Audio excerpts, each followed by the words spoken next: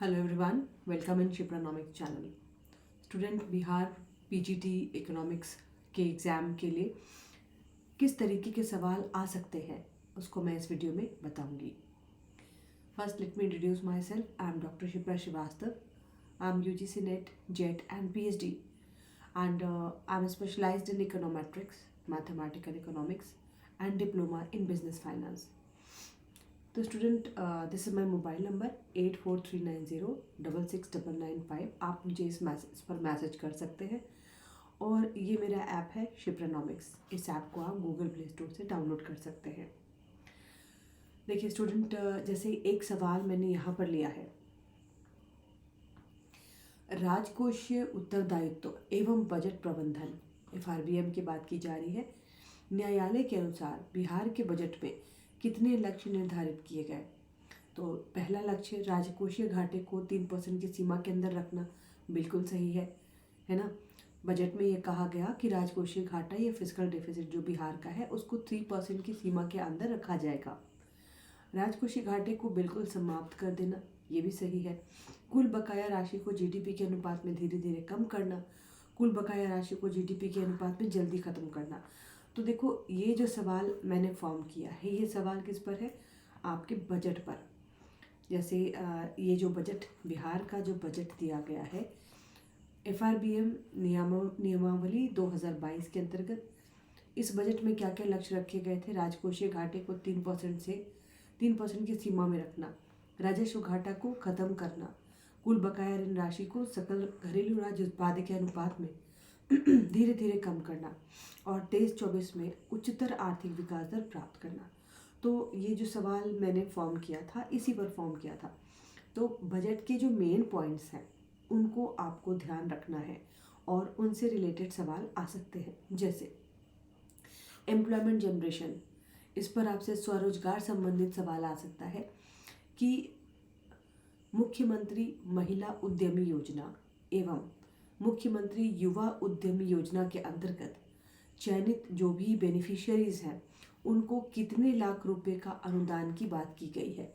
तो ये क्या है? 5 लाख रुपए अनुदान की बात की गई है। तो ऐसे क्वेश्चंस इसमें से सेट होते हैं।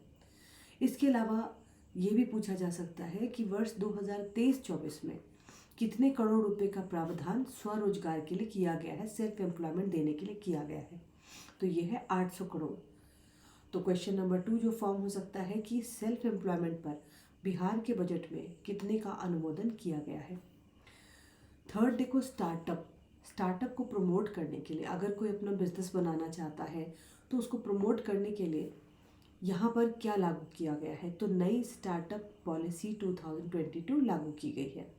इस नीति के तहत 10 लाख रुपए तक के कैपिटल सीड फंड, जो महिलाओं के मामले में 5% अधिक और SC/ST के मामले में 15% अधिक है, इसका प्रावधान किया गया। तीसरा, मुख्यमंत्री ग्राम परिवहन योजना, इससे भी सवाल हो सकते हैं। युवाओं को प्रशिक्षण के लिए वर्ष 2023-24 में कितने करोड़ रुपए का प्रावधान है? मतलब जो यूथ हैं उनकी ट्रेनिंग के लिए बिहार में 10 करोड़ रुपए का प्रावधान है। तो इस प्रकार से बजट के जो इम्पोर्टेंट पॉइंट्स हैं उनसे सवाल सेट होते हैं। अगला आप देख सकते हो, मुख्यमंत्री SC/ST सिविल सेवा प्रोत्साहन योजना, कि अगर आप सिविल सेवा में जाना चाहते हैं, उसकी तैयारी करना चाहते हैं, तो एक मुश्त 50,000 रुपये और 1 लाख रुपये का लाभ दिया जाता है। इसके अलावा मुख्यमंत्री पिछड़ा वर्ग सिविल सेवा प्रोत्साहन योजना, अगर जो पिछड़ा वर्ग है सिविल सेवा में उत्तीर्ण होना चाहता है, उसकी तैयारी करना चाहता है, तो एक मुश्त 50,000 से 1 लाख। तो इस तरह से जो अमाउंट दिया हुआ होता है, इस अमाउंट को आपको याद करना होगा क्योंकि इससे सवाल बनते हैं। ठीक है।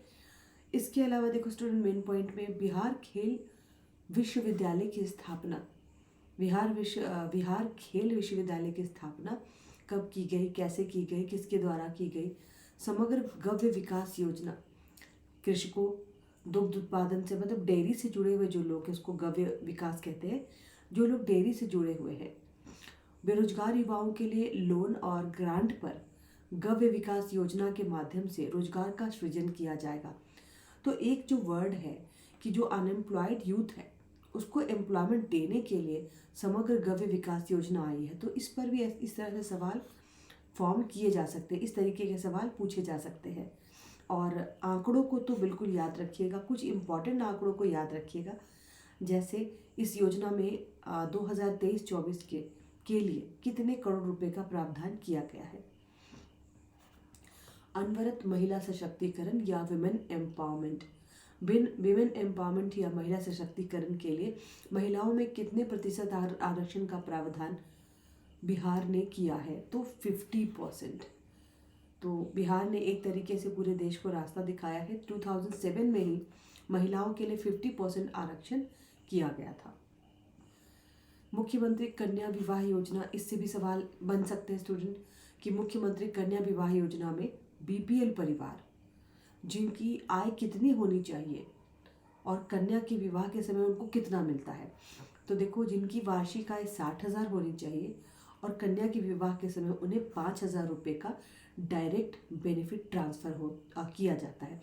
तो यहाँ पर 3 पॉइंट्स हैं, 60,000 रुपये से कम आय हो और विवाह के समय 5,000 मिलते हैं और प्रत्यक्ष भुगतान अंतरण होता है। तो जब आपको ऑप्शन दिए जाते हैं तो ये सारे ऑप्शंस में से छांटने के लिए कहा जाता है। तो ये जो मेन पॉइंट्स हैं, इन मेन पॉइंट्स को आपको याद रखना है।